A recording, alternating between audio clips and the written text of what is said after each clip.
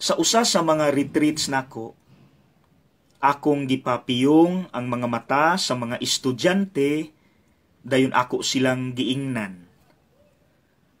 Imagine, ikaw lang usa sa imong kwarto, nagampo ka from your heart, ug sa kalit, nagpakita ang Ginoo sa imong atubangan, nag-smile, ug nangutana.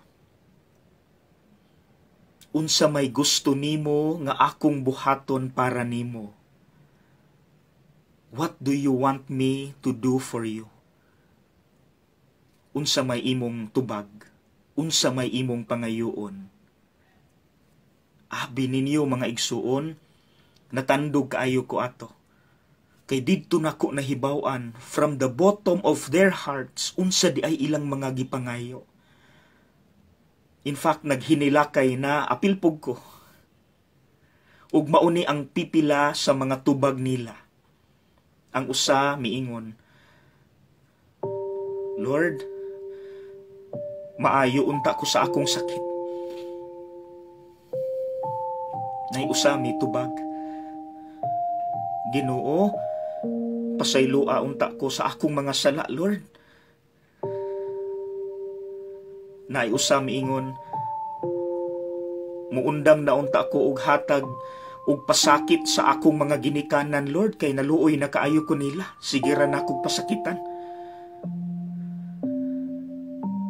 Nay usa miingon, Ginoo, mulig-on unta akong pagtuo, Lord, kay daghan kaayo ko problema.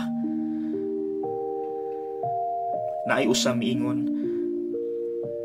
Ginoo, magkauli na unta akong pamilya, Lord, kay nagkagubot mi.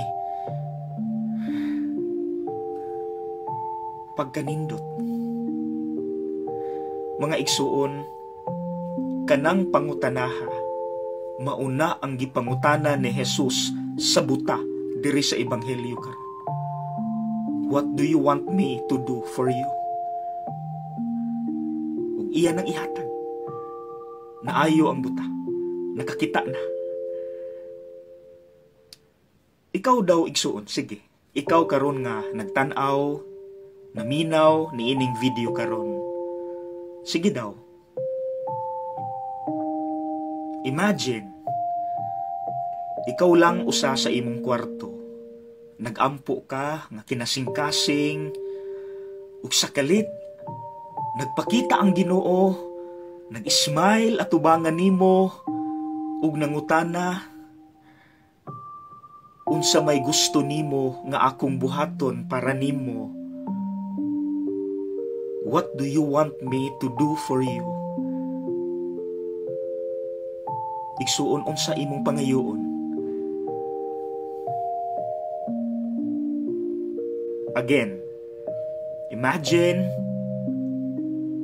ikaw lang usa sa imong kwarto, nagampo ka, ug sa kalit, sa imong atubangan, nagpakita ang Ginoo with His smile, ug nangutana nga kalma kaayo.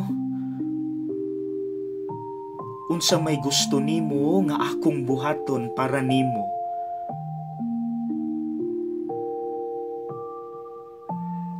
Unsa imong pangayoon?